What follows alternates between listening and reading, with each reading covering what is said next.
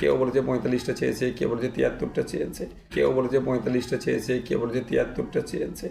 যতক্ষণ না পর্যন্ত আমাদের আলোচনা সমাপ্ত হচ্ছে, সমাপ্ত হবে আমি আশা করি। রাজ্য কমিটির মিটিং হয়েছে, রাজ্য কমিটির মিটিংয়ে এই বিষয়টা নিয়ে চর্চা হয়েছে এবং হুমায়ুন কবির সাহেব যে নিজের বক্তব্য থেকে তিনি ফিরে এসেছেন, তেনার উচিত হয়নি বলা, সেটাকে আমরাও রেকগনাইজ করেছি যে না, একটা তিনি ভালো, গুড সাইন। এর পরবর্তীতে হচ্ছে আমাদের সাথে নিশ্চিতভাবে জানেন আপনারা, বামেদের সাথে অলরেডি আলোচনাটা চূড়ান্ত পর্যায়ে পৌঁছেছে। সেটা আমরা আগে চাইছি ওটাকে আমরা সমাপ্ত করার, বাকি যেগুলো আছে সেগুলোকে স্টেপ বাই স্টেপ করব। তাই হুমায়ুন কবির সাহেবের ওয়েট অ্যান্ড ওয়াচে আমরা আছি। তো এই আমাদের অবস্থান হচ্ছে ওয়েট অ্যান্ড ওয়াচ। একটু আগে দেখছিলাম হুমায়ুন কবির যে দাবি করছে যে আইএসএফ নাকি বামফ্রন্টের কাছে 44টা সিট চেয়েছে, এটা কতটা সত্য? দেখুন, সত্য মিথ্যা তো আমি আপনাকে আমরা বলতে পারি না। হুমায়ুন কবির সাহেবকে কে বলেছেন না বলেছেন, কেউ বলেছে 45টা চেয়েছে, কেউ বলেছে 73টা চেয়েছে। যতক্ষণ না পর্যন্ত আমাদের আলোচনা সমাপ্ত হচ্ছে, সমাপ্ত তো হবেই, দুটো রাস্তা হয়, রেজাল্ট পজিটিভ না নেগেটিভ, সমাপ্ত হবে এই আলোচনা। তারপরেই আমি আপনাদেরকে বলবো, তবে পজিটিভ সমাপ্ত হবে আমি আশা করছি। সেই দিকেই গাড়ি গড়াচ্ছে, তখন আমরা বলতে পারবো যে আমরা কটা চেয়েছিলাম, তারপরে কটা এসেছে, তারপরে কটায় ফাইনাল হলো, সবটা ডিসক্লোজ করবো পাবলিক ডোমেইনে। যে হুমায়ুন কবিরের সাথে যে আলোচনা করার পরে মোহাম্মদ সেলিম যে এত আলোচনার মোকাবেলা করতে হবে, এই বিষয়ে আমি ওটা সেলিম সাহেব উত্তর দেবেন, বামপন্থীরা উত্তর দেবেন। রাজ্যে একের পর এক যে নতুন দল তৈরি হচ্ছে, আগামী 26শে বিধানসভায় কি একটা শক্তি, বিরোধীদের শক্তি প্রদর্শন করবে বলে মনে হচ্ছে? উচিত তো করা। বাংলার মানুষ যেভাবে বিজেপি তৃণমূলের চক্রে পড়ে শোষিত, বঞ্চিত, লাঞ্ছিত হচ্ছে, আর ধর্মের নামে মানুষকে বিভাজন করার যে চেষ্টা চলছে, এর হাতকে তো বাংলাকে মুক্তি দেওয়া দরকার। তাই যেই দল করুক নাই করুক না কেন, আমি ওদের বিরোধী নয়, আমার অবস্থান স্পষ্ট। নতুন দল করলেই কেউ কারো দালাল হ্যান ত্যান দল করার সাথে সাথে ঘোষণা দেওয়ার আমি বিপক্ষে। হ্যাঁ, তার লক্ষ্য উদ্দেশ্য কাজ কাম দেখুন, তাকে সময় দিন, তার গাড়ির কোন দিকে টার্ন নিচ্ছে, লেফট সাইড রাইট সাইড সেন্ট্রালে যাচ্ছে, দেখতে পাবেন। তারপরে তার সম্পর্কে মন্তব্য করুন। যে নতুন দল তৈরি হলে তাকে অমুকের দালাল তমুক তৈরি করেছে, এটা আমি অনুরোধ করব, এটা কেউ বলবেন না। কারণ ইলেকশন কমিশন অফ ইন্ডিয়ার ওয়েবসাইটে আপনারা যাবেন, 2200 থেকে 2500 রেজিস্টার্ড পলিটিক্যাল পার্টি আছে।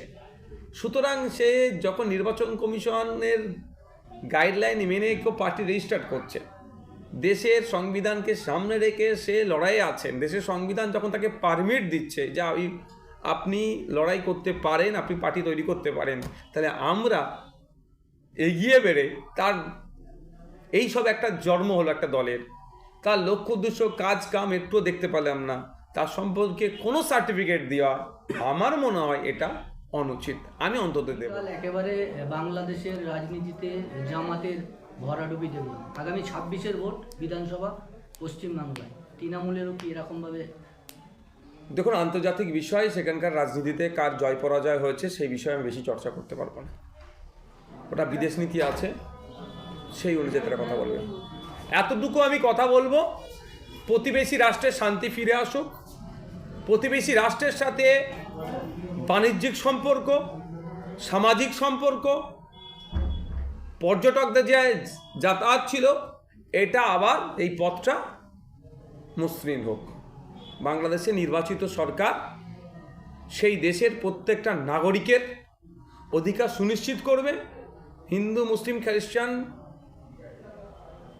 প্রাধান্য নয়, মানুষ হিসাবে, নাগরিক হিসাবে সেই দেশের যে রীতিনীতি যেটা আছে, লিখিত যেটা আছে, সেটাকে সামনে রেখে প্রত্যেকটা মানুষের পরিষেবা দেবে, এইটা আমি কামনা করতে পারি।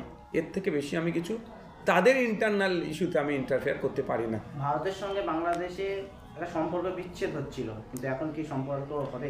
আমি ডে ওয়ান থেকে বলেছি, আমাদের প্রতিবেশী রাষ্ট্রের সাথে সম্পর্ক আমাদের বন্ধুত্বপূর্ণ করতে হবে, না হলে যারা ভারত বিরোধী যে রাষ্ট্রগুলো আছে তারা সেই রাষ্ট্রগুলো, প্রতিবেশী রাষ্ট্রের মাথায় হাত বুলিয়ে আমাদের বিরুদ্ধে প্রপাগান্ডা চালাতে পারে। সুতরাং ভারতবর্ষকে ঘিরে যে প্রতিবেশী রাষ্ট্রগুলো আছে, সব দেশের সাথে ভারতবর্ষের সুসম্পর্কে গড়ে উঠুক, আমি এটা বারবার চাই। কিন্তু নরেন্দ্র মোদী প্রধানমন্ত্রী হওয়ার পর থেকে আমাদের প্রতিবেশী নেপাল, শ্রীলঙ্কা, বাংলাদেশ, পাকিস্তানের সঙ্গে আমাদের সম্পর্ক ভালো নেই। এমনকি ছোট ছোট দেশের সাথেও আমাদের সম্পর্ক বৃদ্ধি। আমাদের দেশের বিদেশ নীতিকে সম্পূর্ণরূপে মোদী সরকার এসে ধ্বংস করেছে। একটা প্রতিবেশী রাষ্ট্রের কথা বলুন, আফগানিস্তান ছাড়া যেই দেশের সাথে ভারতবর্ষের সুসম্পর্ক আছে, আরে ভুটান চোখ দেখাচ্ছে তার নাকি জমি নাকি ভারতে আছে বলছে। ভাবতে পারা যায়? তাহলে সম্পর্কটা কোন তলানিতে পৌঁছেছে? আর যে করের ওপরে কর চাপাচ্ছে তার কাছে গিয়ে এরা হুজুর হুজুর করছে। আমি বলছি না ভুটানকে চোখ দেখাতে, বলছি না বাংলাদেশকে চোখ দেখাতে, বলছি না নেপালকে চোখ দেখাতে, ভারতবর্ষে আগ্রাসীতে বিশ্বাসী নয়, ভারতবর্ষে বিদেশ নীতি। কিন্তু নাইটা বলতে হবে তো, অন্যের মধ্যে কথা বলতে হবে তো। আজকে আত্মসমর্পণ করেছে কোনো একটা জায়গায়, মনে হচ্ছে আমেরিকার প্রেসিডেন্টের কাছে আমাদের দেশের প্রধানমন্ত্রী এই এপস্টাইন ফাইলটাকে খুলে দেবো হয়তো করছে। তার আত্মসমর্পণের জন্য দেশকে জলাঞ্জলি দিতে হবে? দেশের উপরে এত কর চাপাবে, পণ্যের উপরে এত কর চাপাবে, এটা মেনে নিয়ে যাবে? মোদিজি ক্ষমতায় আসার পর, বিজেপি ক্ষমতায় আসার পরে বিদেশ নীতি ধ্বংস হয়ে গিয়েছে। প্রতিবেশী রাষ্ট্রগুলোর সাথে যে সুসম্পর্ক গড়ে তোলা দরকার তৈরি করতে ব্যর্থ হয়েছে। ফলে এটা আমাদের দেশের জন্য, দেশের বিদেশ নীতির জন্য একটা খারাপ দিক। রাজ্য এসে হুমায়ুন রাজ্য এসে বলে আর দেশে পুরো না। একটা ভালো বইটা ছিল। হুমায়ুন যাও, হুমায়ুন 2 মিনিট, ঠিক আছে পেয়েছি।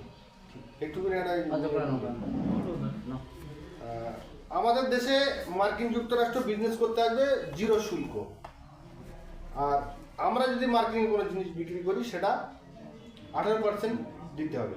তাহলে এইটাই কি 56 ইঞ্চি প্রধানমন্ত্রীর কাজ? প্রশ্ন তো এখানেই। আমি 2014 সালের আগে চলে যাই, 2021 সালের আগে যাই, তাহলে তখন কত পার্সেন্টেজ ছিল আর এখন কোথায় দাঁড়াচ্ছে? বিদেশ নীতি সম্পূর্ণরূপে ফেল করেছে। রাশিয়ার থেকে তেল নেওয়া হতো, ইরান থেকেও তেল নেওয়া হতো। যে আমেরিকা একটু চোখ দেখালো, 56 ইঞ্চি তখন দুমড়ে মুচড়ে গেল। কেন? আমি কোথা থেকে তেল কিনবো, কার কাছ থেকে তেল কিনবে ভারত, সেটা আমেরিকা ঠিক করে দেবে? মাথা নত করে মেনে নেবে? কারণ একটা জায়গায় কোনো দুর্বলতা আছে, হয়তো ওই এপস্টাইন ফাইল। পরবর্তীতে যেটা বলছি, তাহলে ওনার এপস্টাইন ফাইলের দুর্বলতার জন্য পুরো ভারতবাসীর বিজনেসকে, ভারতবাসীর মাথা হাট করে দিচ্ছে, এটা মেনে নেওয়া যায় না। ওরা মাল বিক্রি করবে, কোনো শুল্ক নাই, আর আমরা মাল বিক্রি করবো যেটা, সেটাই কখনো বেড়ে যাচ্ছে তো পুরো বেরিয়ে, আবার কখনো কমাচ্ছে। যে আপনি বলেছিলেন যে হুমায়ুন কবির আপনার কথার মতন ক্ষমা চাইল জনসমুদ্রে, কিন্তু আপনি বললেন যে আলোচনা হবে। কি আলোচনা হলো? আমার কথা মতো চেয়েছে এটা বলবেন না, তাহলে আপনি ওনাকে পাশে বলেছেন। ওনাকে অপমান করা হবে। আমি ব্যক্তিগত কাউকে অপমান করতে চাই না, আমি তার থেকে বড় কেউ সেটাকে নিজেকে প্রতিষ্ঠিত করতে চাই। আমি বলেছিলাম বিগত দিনে যে কথা বলেছে সেই কথাটা যতক্ষণ না পর্যন্ত প্রত্যাহার হচ্ছে সেই বিষয়ে আলোচনা করা যাবে না। তিনি 31শে জানুয়ারি আলোচনা করে এই একটা তিনি প্রোগ্রাম থেকে তিনি ওখানে স্টেজ তিনি বিষয়ে প্রত্যাহার করে নিয়েছেন, তিনি অনুতপ্ত, তিনি ক্ষমাপ্রার্থী বলেছেন। এটা কিন্তু একটা গুড সাইন। তারপর